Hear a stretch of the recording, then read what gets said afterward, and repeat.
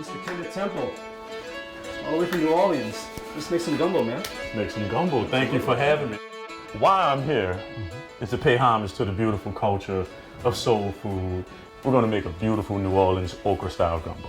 Okra got here from the African slaves. And you know the word okra is gumbo, and gumbo is okra, so That's it's right. all one in play.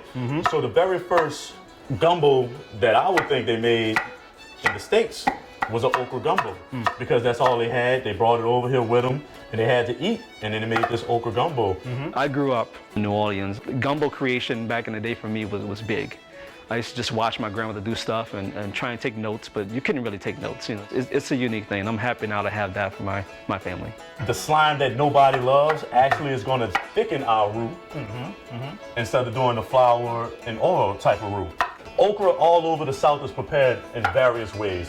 In New Orleans, the thing that separates it is that we have this beautiful andouille sausage that we're going to put up in there. And then we also add a little bit of this tomato paste. And the tomato paste, that's from the Creoles, which is the French, the Spanish, and the Africans making little love childs and sharing recipes and secrets with one another. The world is very diverse, right?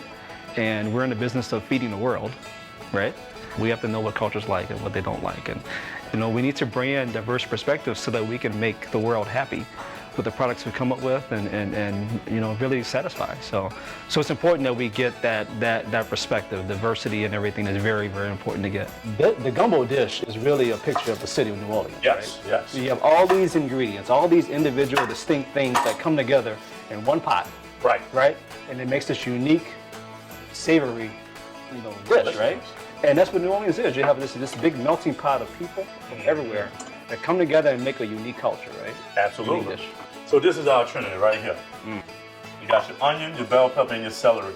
In Louisiana, being a huge Catholic community, That's right. this is your Father, Son, and Holy Spirit that you put So together. that is essential. That is essential. We live to eat down in New Orleans. We live to eat. You wake up, there's some reason to eat. There's some reason to have a festival. Somebody's party, somebody having a graduation. We'll find reasons to enjoy food.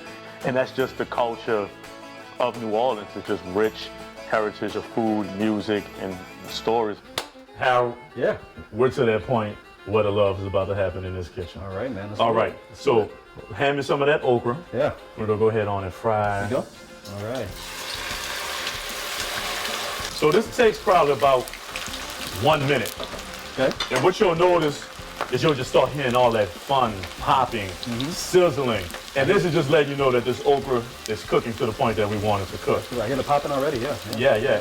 And see, this helps get the slime off instantly. 375 degrees, magic. All right. I know when I make gumbo, I make a big batch of it, so I have it for a good week, and it really fills me up. It really is like soul food. It really feeds my soul. It speaks to where I'm from. It speaks to what I represent, the diversity, all the different ingredients. You'll start seeing the pods start turning a darker brown. Yeah. We don't want them to be really, really dark, Yeah. because we're gonna cook it again anyway. Okay. This is just knocking off the slime instantly. Got it. All right? So my history, you know, background, whatever, but with food, you know, okra gumbo, we did Okay. that a lot. My grandmother used to make this dish, succotash, Succotash, all huh? the time with okra, you know? Okay. Yeah, That's yeah, definitely so- a backwoods country type of dish. And that's where she's from. Food can take you back all the way to your childhood, just from one thought, one smell, one sensation. Today we're making biscuits with a sugarcane syrup. I remember that sugarcane syrup on buttermilk biscuits. And every time I smell just the sugarcane syrup or taste it, it just brings me back to being a child at the table, my dad feeding me breakfast. So all I did was I just threw a little bit of onion, celery, and bell peppers in here. And I'm just gonna saute this up a little bit. Okay. And while that cooks, I'm actually gonna throw my okra back in Okay. to keep it cooking. Got it. It looked like we had a lot of oil, but all of this is gonna suck it up and fry. Fry. We're gonna add our garlic, we're gonna add our tomato paste, and the tomato paste is what's gonna give it our nice, rich color to it. Yep. Then we're gonna add our sausage, we're gonna add our ham, we're gonna add our seasonings, and all of that is just gonna suck up all of that oil. But now the chef will prepare food for themselves and how they want it, and a great chef will prepare for whoever they're serving. So I might like more cayenne, but you might be like, it's too spicy. I'm not gonna tell you, well, that's how it's done. No, I'm gonna stick some sugar in it or put some water in it and reduce it so it doesn't have that heat to it, so you can enjoy it because this is your food that you have to enjoy. So I can create a food memory for you.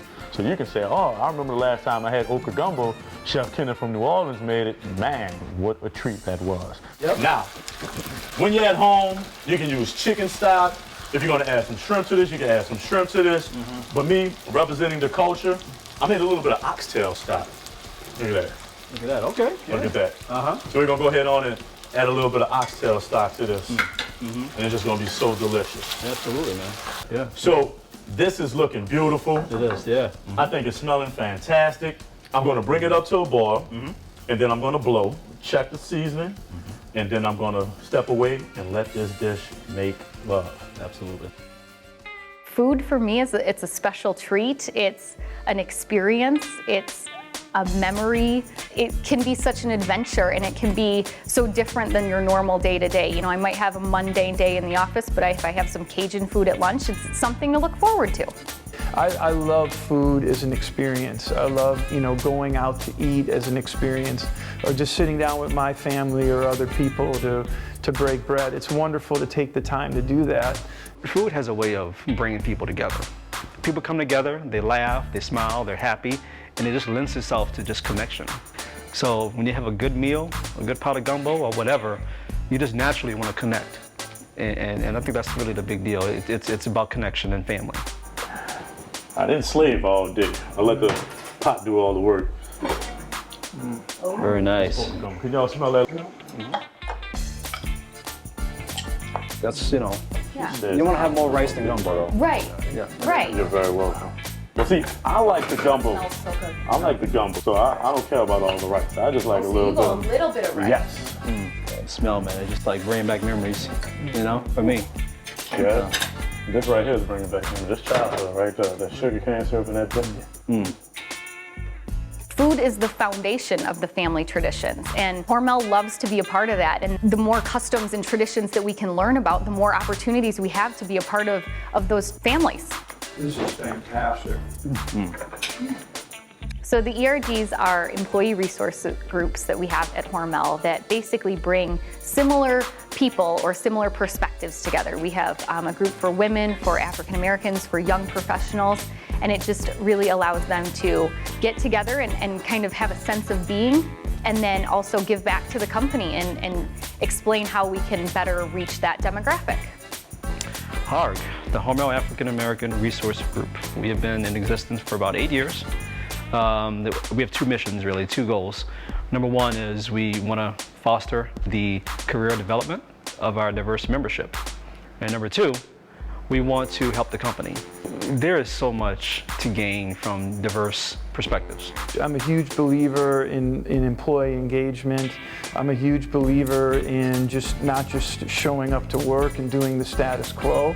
But if you really believe in your company and you really believe in your culture and you have a certain closeness with those you're working with, you're going to be a lot happier and you're going to be a lot more productive at the end of the day.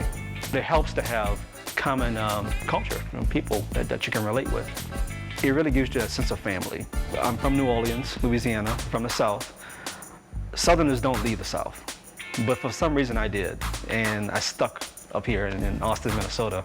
So I've been here now 16 years, and but what excites me now about being a part of HARG is I get to help bring up other folks who were hesitant about moving to Austin, or it's something that's important to me to help increase the representation of diversity. And this company is worth the risk. I mean, it's a phenomenal company to work for.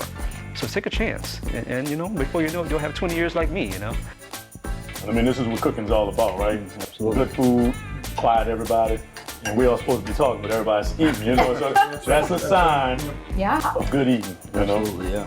So all culture has soul. Absolutely. We're warming to the belly. We're creating new food memories here.